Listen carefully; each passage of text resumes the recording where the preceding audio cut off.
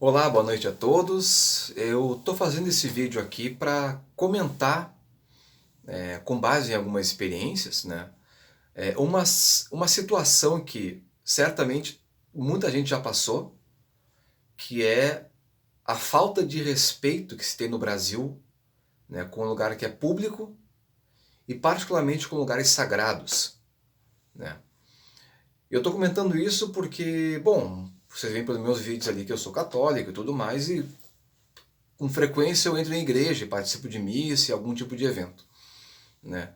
Recentemente teve um caso em que eu estava com um grupo de pessoas fazendo aquela oração do rosário, né, então assim são 150 Ave Marias, enfim, o rosário inteiro completo, segundo a fórmula original, né, e no final da oração a gente estava para começar a missa, que seria logo em seguida, a gente estava acabando meio que na pressa para começar a missa na hora certa. E nisso atrás de mim sentaram algumas pessoas da mesma família, eu acho, que eram católicas, inclusive, eu até reconheci uma delas, e começaram a conversar baixinho, assim, falar algumas coisas. Eu, poxa, que coisa. Quer dizer, eu particularmente, eu confesso que eu sou chato com barulho, o barulho me irrita particularmente, né? Algumas pessoas não se importam tanto assim, algumas conseguem ignorar. Mas aí já passou um tempo, eu vi que esse pessoal não ia parar. Aí eu levantei e fui mais pra frente e eliminei o problema ali. Agora, se eu paro para pensar na quantidade de situações que eu passei, nesses casos, só de oração, e sem contar das missas, olha, eu acho que eu listo no mínimo uns 20 casos aí, né? E não vou nem falar aqui de cinema, essas coisas, porque até recentemente eu fui com a minha mãe ver lá o Rei Leão, que ela queria assistir. Atrás de nós sentou um casal que ficou, volta e meia, ficava fazendo comentários, burburinhos e coisas. Mas foi o filme inteiro assim, sabe? Né? Só acalmaram quando eu dei um olhar atravessado para a mulher, que tem, que a mulher me viu, conseguiu se dar conta que algo estava errado, né? A gente vê que isso é comum pra caramba, porque no Brasil em geral, e esse é um perfil que todos reconhecem como nação, como sociedade, existe uma confusão enorme, que é desde a raiz da nossa formação, que é essa confusão entre o público e o privado. Tu tá num lugar que é público, ou que é privado destinado a público, mas tu se comporta como se estivesse em casa, como se fosse a tua casa, né? Engraçado que tu pega lá no Casagrande de Senzala, o Gilberto Freire define o brasileiro, entre outras coisas, como privatista. Lá no meio do livro, não sei em que parte que é, não lembro mais. E essa ideia do privatista é exatamente isso. A pessoa lida com as coisas como se fosse sua, né? Assim, o meu é sagrado, o que é público não importa. É claro que eu estou exagerando na forma de falar, mas muitas vezes isso acontece, né? Eu vou dar um outro exemplo, outro caso também. Há anos atrás eu costumava rezar o terço com um grupo de pessoas numa igreja aqui em Porto Alegre, né, regularmente. E eu parei de ir no terço porque havia conversa. As pessoas entravam durante a oração, né, e aí, oi, tudo bom? Comentava todo mundo, contava um papo, sentava, trocava umas ideias. No meio do terço, no terceiro, quarto mistério lá, tocava o celular, a mulher saía, e começava a conversar dentro da igreja caminhando. Quer dizer, a Ash estava em casa, saiu do banheiro pelada, tá lá sozinha, bem feliz, né? Quer dizer, isso. Aí chegou um tempo, olha, não vou mais participar disso daqui não é oração, isso daqui é um encontro social, né? Então, quer dizer, para mim a coisa perdeu valor e eu confesso que eu me irritei e fui embora. Eu não parei de ir, não fui mais. Então a coisa, ela assim, ela volta com frequência isso. Eu estava inclusive lembrando desses episódios e eu lembrei que tem um livro aqui do chamado Imigrações e História da Igreja no Brasil, que é, na verdade, o Martin Dreher, ele é o organizador do livro, ele não faz, ele compilou os artigos, né? E aqui, num dos artigos, o autor comenta, claro, se tem toda aquela discussão sobre é, a, a formação da igreja no Brasil, tanto dos protestantes também, mas como se organiza a igreja católica, porque no Brasil, o Brasil tem um problema sério, até hoje, de falta de sacerdotes. Então as pessoas se auto-organizavam para fazer, para atender as colônias, até tinha alguém que era responsável por batizar e fazer celebrações, até falam aqui de chamada missa seca, ou seja, missa sem sacramentos, né?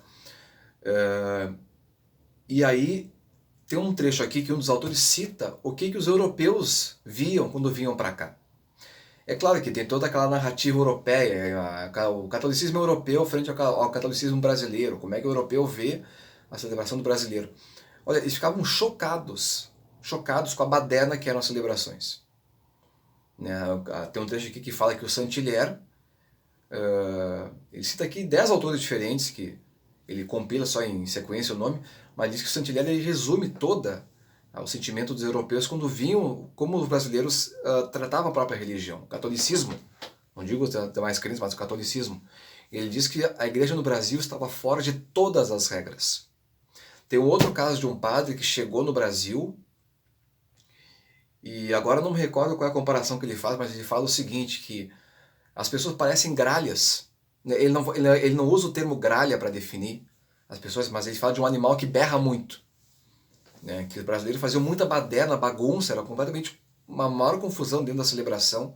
Tinha dança, né? A celebração às vezes ela era conjugada com as romarias, quer dizer, com os eventos públicos de festas.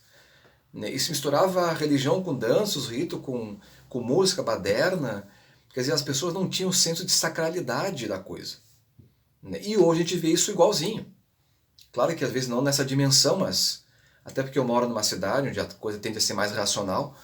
Mas, por exemplo, assim, aquilo que é sagrado, o sagrado é definido antropologicamente. O sentido antropológico de sagrado é aquilo que é intocado, ou que é intocável. Ou seja, tu pode pegar vários livros e empilhar um em cima do outro para reequilibrar uma mesa. Mas tu não vai pegar e fazer isso com a Bíblia, por exemplo. Tem aqui atrás esse quadro aqui de Jesus Cristo. Bom, dificilmente eu acabaria tocando esse quadro aqui dentro do depósito e esquecer ele lá atrás, porque ele não é qualquer coisa. Não que o quadro em si, para começar, ele foi abençoado, mas ele representa algo que tem um valor maior do que qualquer pintura. Né? Se pegar lá uma pintura de, sei lá, de um Van Gogh, aqueles realistas europeus, enfim, aqueles romantistas europeus que faziam paisagens, claro que o valor financeiro é muito maior que esse quadro aqui, mas o conteúdo é diferente. Né? Tu pode tirar todos os quadros do mundo, mas tirar os quadros religiosos, tu vai perder uma relação do homem com o transcendente. Então isso aqui tem um valor intrínseco que não pode se perder. Isso é sagrado. Aquele crucifixo ali é sagrado. Assim como também para as demais religiões, quer dizer, o sagrado é aquilo que é intocável, ou seja, só usa para aquele fim específico. Portanto, igrejas que são espaços sagrados, não é para conversar, não é para fazer baderna, não é para deixar o celular ligado e começar a conversar como eu já vi acontecer no meio da missa. Há pouco tempo atrás eu fui numa missa e o celular tocou 3 vezes e a mulher saiu conversando para fora. Eu só vi a cara do padre olhando, foi uma coisa incrível. O padre olhava assim, parecia que a mulher ia morrer com um tiro pelas costas. Porque o padre ficou furioso, com razão, né? Quer dizer, se o espaço é sagrado, o espaço é para oração e missa. E ponto, mais nada. Ah, mas eu tenho que tirar uma dúvida. Meu filho, tu vai tirar a dúvida depois da celebração, fora da igreja. Sabe? Ou falar muito baixinho, coisa que muita gente não faz. Quer dizer, então assim, esse histórico do nosso país, até pela formação do país, fica claro que a gente não tem uma educação, e não é por maldade, é um desrespeito, está no sangue das pessoas.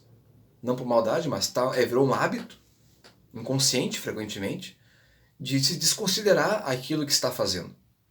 E desconsiderar o próximo.